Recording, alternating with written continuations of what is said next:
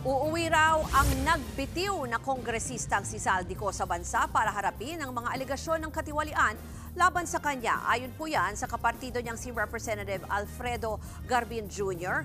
Base raw sa huli nilang pag-uusap ni Ko. Para sa update, nasa linya ng telepono si Marian Enriquez. Marian, formal na bang naipaalam sa COMELEC ang pag-resign ni Ko?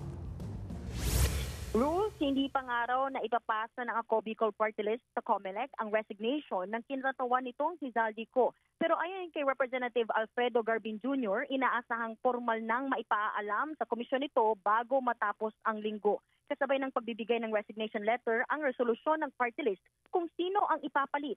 Nauna nang sinabi ng COMELEC na dahil 2 pwesto ang nakuha ng Ako Bicol sa 20th Congress, ipapasok bilang kapalit ni Ko ang ikatlong nominee. Yan ay si Attorney Jan Almario Tan.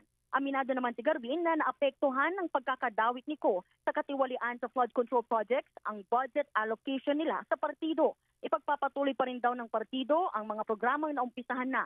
Yun nga lang, ayon kay Garbin, nakatenga pa ang kanilang initiated social services. Narito ang pahayag ni Congressman Garbin.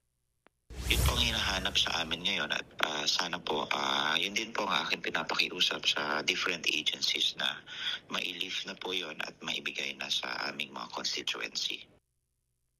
Pero samantala, base naman sa huling pag-uusap ni Garbin at Ko, babalik umano ang nagbitiw na kongresista sa Pilipinas para harapin ang mga aligasyon. Suportado pa rin daw ng Ako Bicol si Ko. Narito muli ang pahayag ni Congressman Garbin.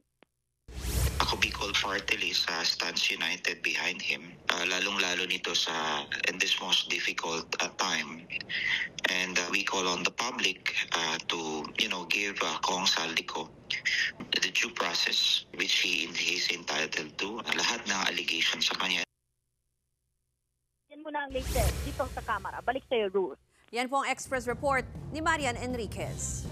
Mga kapatid, Ruth Cabalco, para sa mabilis na pasada ng mga balitang dapat niyong malaman, mag-follow at mag-subscribe sa social media pages ng News 5.